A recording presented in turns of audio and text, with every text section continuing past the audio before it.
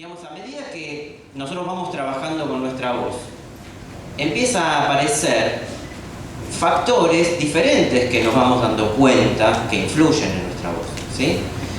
Uno de los factores que empieza a influir en nuestra voz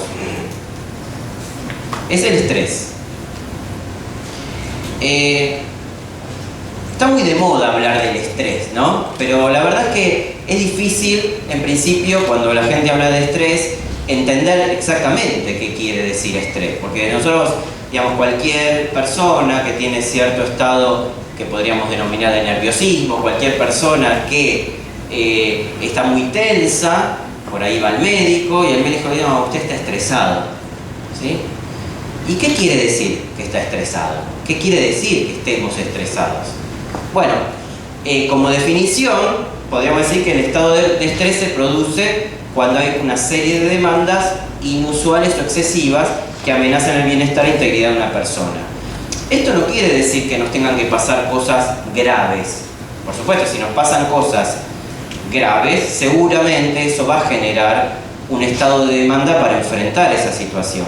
Pero la realidad es que nosotros nos podemos encontrar con un montón de personas que frente a lo que objetivamente diríamos es una mínima demanda, igual se estresan. Es decir, muchas personas en un estado determinado se les genera un estado de estrés frente a lo que para otras personas no lo es, porque la clave está en lo que llamamos la amenaza. ¿Qué nosotros vivenciamos? ¿Qué situación nosotros vivenciamos como amenaza? Y lo que vivenciamos como amenaza generalmente tiene que ver con lo que nosotros creemos que no vamos a poder responder a esa situación. Es decir, si a mí me dicen, mirá, vení, vamos a tirarnos en paracaídas, seguramente a mí me va a estresar, por lo menos a mí. Pero hay un montón de gente que se tira en paracaídas y no le genera ningún estrés.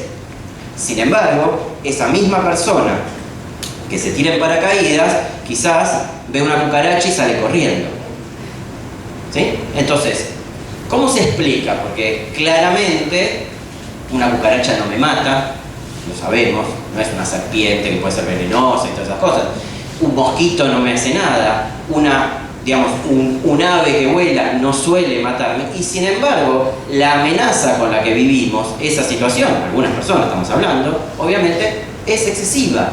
Y eso es lo que genera el estado de estrés. Ahora, ¿qué pasa cuando usamos nuestra voz?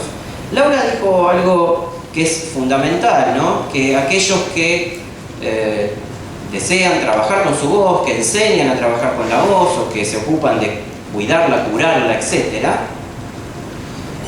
no se elige eso por casualidad, ¿no? Lo que llamamos habitualmente vocación no es una casualidad, no es que nos encontramos en esa situación porque sí. Evidentemente hay un interés que nos llevó a eso. En algunos casos puede ser lo que podemos llamar una capacidad innata, algunos lo llaman talento.